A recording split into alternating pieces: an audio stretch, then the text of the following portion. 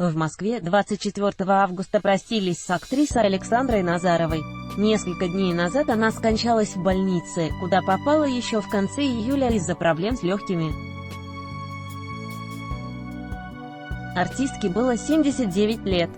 Садальский вспомнил, как Назарова потеряла сына, точная причина его смерти до сих пор не установлена.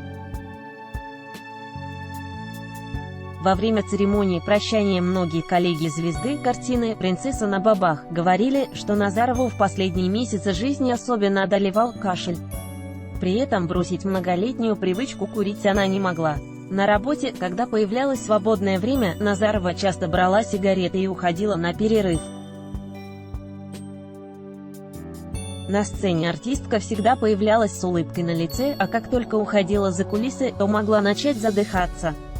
Иногда ситуация доходила до предельной точки.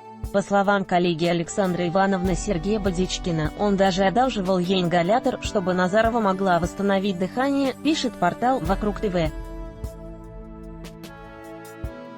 Александра Назарова. Фото globalukpis.com. Напомним, у артистки осталась 11-летняя внучка Саша. Ради нее Александра Ивановна работала до последнего, чтобы обеспечить наследницу всем необходимым.